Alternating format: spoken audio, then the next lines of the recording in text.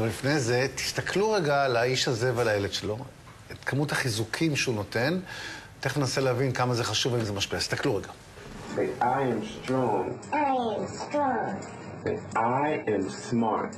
I am smart. I am beautiful. I am beautiful. I am respectful. I am respectful. Yes.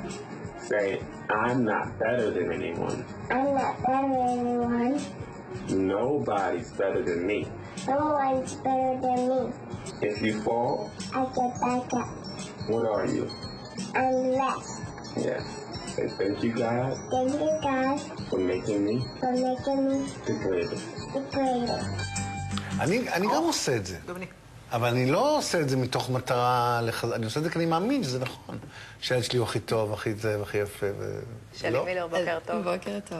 אז קודם כל, להאמין בזה, זה הכי חשוב, כי ברגע שלהורה יש איזשהו דיבור עצמי פנימי של אמונה בילד שלו, והוא באמת, יש לו את היכולת גם לראות את הדברים היפים שיש בילד. יש משפט מאוד יפה שהוא, כל תכונה היא כמו ירח, יש לה צד אפל וצד זורח. לכל תכונה, גם לעקשנות. אז הרבה פעמים להורים יש נטייה לראות את העקשנות הזאת כצד מאוד אפל, אבל יש בה גם צד זורח. אז היכולת שלנו לראות את הצדדים היפים שבילד, זה גם מה שגורם לו לראות את הצדדים היפים שלו. כי איך ילד יודע על עצמו כל דבר בעצם. איך ילד יודע שהוא חכם, שהוא מוכשר, שהוא... ממה שאמרו לו ההורים. דרך העיניים של ההורים שלו, של איך שהם רואים אותו. ומה הם משקפים לו, על כל דבר שהוא עושה. אבל איפה מגיע השלב שבו יש אותן הגזמות של הורים שמגזימים, ואז הילד זה נתקל בעולם ה... נגיד, כמו שאמר, you are the best. לא כולנו טובים בהכל, ובטח לא הכי טובים. אז איפה הגבול? אז בהקשר של הסרטון הזה זה מקסים, ואני מאוד מאמינה במנטרות. השאלה מה מגיע איתן במשך היום.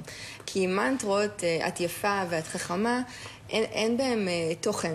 הילד לא לומד שום דבר על עצמו. אז אוקיי, אז אמרו לו שהוא חכם. הילד שלי עכשיו, זה בן האבא, רוצה להיות ראשון בכל דבר. אני אומר לו שאנחנו בפארק, שהוא המורחב הכי מהיר בפארק. זה איננו נכון. יש רוכבים מהירים ממנו. אבל זה מה שאני טורח להגיד לו. אז כן צריך פחות להשתמש בהכי ובמאוד, ובמקום התחרות, להכניס את התחרות הזו, כי התחרות הזאת קיימת בכל מקום, מחוץ לבית, היא קיימת בבית ספר, היא קיימת בחוגים, היא קיימת כמעט בכל דבר שהם עושים. שואל אותי, אבא, נכון שאני הכי מהיר בפארק, מה להגיד לו? להגיד לו שהוא מהיר, אתה יכול להגיד לו שהוא מהיר, אתה יכול להגיד לו מה הוא עוד יכול לעשות כדי להיות מהיר, ואתה יכול להגיד לו את כל הדברים הטובים שהוא באמת טוב בהם. זה לא חייב להיות מלווה בהכי ובמאוד. יש בעודף מחמאות, היום יש זילות קצת של מחמאות. הכל הופך להיות הכי יפה, הכי... והילדים גם לוקחים את זה בסופו של דבר איתם. לזילות הזאת יש גם מחירים. כי ברגע שילד מגיע עם ציור, ציור בסדר, זה לא הכישרון שלו. כן, הוא מגיע מגן עם איזה קו, אומר, אבא ציירתי לך ציור. פה אני פחות נרגש.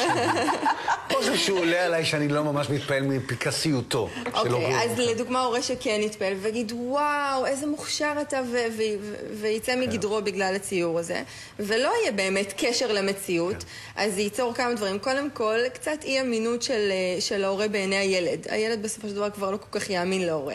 הדבר השני זה, הילד יהפוך להיות תלוי בזה. היום הם מאוד תלויים יש את כל הנסיך והכי טוב ואת הכי מוכשר. הם הופכים להיות תלויים בזה, ואז הם מגיעים למורה או לגננת, שלא יוצאת מדעתה, יותר עניינית ויותר ברורה, והיא כן מחמיאה שיש גם מקום למחמאה הזו. ואז הם חושבים שמשהו לא בסדר איתם, שהם כנראה לא מספיק טובים. וגם אתה שיש המון מחמאות, אז ברגע שיש איזושהי משימה מאתגרת, הילד פחות ירצה להתנסות בה. כי הוא יפחד שהוא לא יעמוד בתוצאות. כי אם הוא הכי, אז כדי לעמוד בתוצאות הוא צריך קצת להוריד את הרף. אנחנו צריכים לנמק כשאנחנו אומרים להם? כן, זה בדיוק ההבדל בין שבח ומחמאות לעידוד. כי כדי שמה שאבא עשה יהפוך להיות משמעותי, אנחנו צריכים להוסיף לזה קצת דברים, כמו... את מאוד חכמה, כי ראיתי איך התמודדת עם ולפרט קצת יותר. כי ברגע שאנחנו מפרטים יותר, הילד באמת מבין ולומד, וזה הופך להיות כבר שלו. אז הדיבור של ההורה הופך להיות גם דיבור עצמי של הילד, ואז שיהיה קשה, שהוא יהיה מתוסכל, שיקרה משהו, הוא גם ידע להגיד את זה לעצמו. וגם מבוגרים צריכים מחמאות. את ברמת ממש מעולה. אתה חכם. אתה הכי מהיר. ואני אכין הכי פחות זמן לסיפור הבא. תודה רבה. תודה, תבוא יותר. מוזמן להישאר איתנו גם לטעום.